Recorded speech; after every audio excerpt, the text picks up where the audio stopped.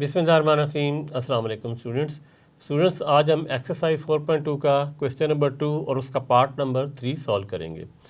Question number 2 है factorise each of the following expressions, यानी हमें एक एक्सप्रेशन दी गई है, उसके हमने फैक्टर बनाने हैं।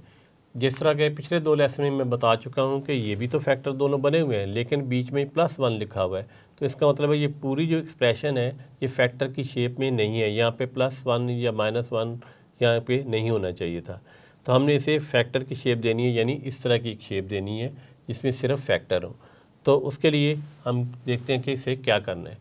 मैंने पिछले लेसन में बताया था कि उसमें 4 फैक्टर दिए हुए थे, जिसमें से हमने 2-2 को जोड़े बनाए थे और उनके आखिरी नंबर को हमने ऐड करके देखा कि सेम बनते हैं कि नहीं। लेकिन यहाँ पे तो 2 फैक्टर बने हुए हैं, लेकिन एक चीज़ यहाँ पे नज़र आ रही है कि ये जो चीज़ है और ये जो चीज़ है ये सेम है। तो इसका मतलब है कि हमारा ये काम तो थोड़ा सा आसान हो गया है। तो हम पहले यहाँ पे क्या करेंगे, यहाँ पे लिखेंगे सॉल्यूशन और इस इक्वेशन को नीचे लिख लेते हैं, एक्सप्रेशन को 2x² + 7x + 3 into 2x² + 7x + 5 + 1। अब ये चीज़ और ये चीज़, यानी ये 2 टर्म और ये 2 टर्म्स आपस में इक्वल हैं, तो हम पुट करेंगे इनको y के equal. Put y is equal to 2x² + 7x। इस तरह करने से फ़ायदा क्या होता है कि यहाँ पे इसे सॉल्व करना आसान हो जाता है। तो यहाँ पे पुट करेंगे y + 3, यहाँ भी y पुट करेंगे और आगे क्या है +5 और आगे क्या है +1।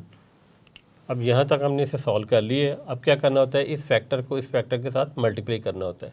मल्टीप्लाई करने का क्या तरीका होता है, y को इन दोनों टर्म के साथ मल्टीप्लाई करना है, फिर +3 को इन दोनों टर्म के साथ मल्टीप्लाई करना है। तो तरीका ये होता है y लिखें और अगली वाली टर्म लिख दें, पूरी अगले वाला पूरा फैक्टर लिख दें, फिर +3 लिखें और आगे वाला पूरा फैक्टर लिख दें इस तरीके से। तो इस तरीके से आप इसे आराम से मल्टीप्लाई कर सकते हैं। y को y से जब मल्टीप्लाई करते हैं तो इनकी पावर्स ऐड हो जाती हैं। पावर इसकी 1 है, इसकी 1 है, तो ये हो जाएगा y² प्लस ये हो जाएगा 5y, ये हो जाएगा +3y और ये हो जाएगा 3 5 15 +1। नेक्स्ट हमने क्या करना है, मज़ीद सिंप्लीफाई। तो y² + 5 और 3y कितना हो जाता है 8y प्लस 15 और 1 16 हो जाएगा। अब देखें स्टूडेंट्स कि यहाँ पे ये क्वाड्रेटिक इक्वेशन बन चुकी है। क्वाड्रेटिक इक्वेशन क्या होती है, यहाँ पे स्केयर है, यहाँ इसकी पावर 1 है और यहाँ कांस्टेंट होता है। तो उसे कैसे सॉल्व करते हैं, मिड टर्म ब्रेकिंग के जरिए। मिड टर्म ब्रेकिंग कैसे कि इस टर्म की ब्रेक करना है, 2 इसकी टर्म बनानी है और ये कितनी टर्म हो जाएंगी, 1 2 3 और 4 हो जाएंगी। तो उसको फिर सॉल्व करना आसान होता है। तरीकाकार क्या होता है पहले ही बता चुका हूँ। इस 16 को हमने यहाँ इससे मल्टीप्लाई करना है, तो 16 को मल्टीप्लाई करते हैं y² से, तो आंसर आता है हमारा 16y²।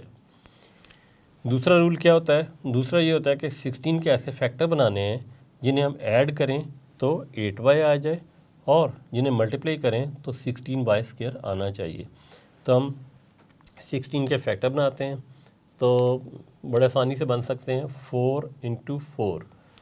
अब देखिए 4 को 4 से जब मल्टीप्लाई करें तो क्या होता है 16, साथ ही यहाँ मैं y लिख देता हूँ, यहाँ भी y लिख देता हूँ और मल्टीप्लाई करते हैं, तो ये क्या आ जाएगा 16y²। और अगर 4y, सॉरी यहाँ पे से मिटा देते हैं, और अगर 4y को 4y में ऐड किया जाए, यानी ये y है, इन्हें ऐड किया जाए तो क्या आ जाता है 8y। तो यहाँ पे देखें 8y लिखा हुआ है, तो हम यहाँ पे लिख लेते हैं अब y² + 4y + 4y + 16। तो जैसा कि मैंने पहले बताया था 4 टर्म बन जाएंगी 1 2 3 4। अब इन्हें सॉल्व करना आसान हो गया। y कॉमन ले लेते हैं हम, अंदर रह जाएगा y + 4 प्लस यहाँ पे 4 कॉमन आएगा, अंदर रह जाएगा y + 4 4 16। यहाँ भी मिल जाएगा y + 4, ये कॉमन लिया हमने, और ब्रैकेट के अंदर आ जाएगा y प्लस ये कॉमन आ गया, यहाँ पे आ जाएगा 4, ये भी 4 है, ये y है। अब स्टूडेंट्स सबने क्या करना होता है, इस y की वैल्यू लिखनी होती है जो कि हमने यहाँ पे पुट की थी। तो हम यहाँ पे पहले लिख लेते हैं y + 4 इंटू वाई + 4। अब हम y की जगह पे इसकी वैल्यू लिखते हैं, जो असल वैल्यू है 2x² + 7x इसकी जगह पे। तो यहाँ लिखेंगे 2x² + 7x + 4।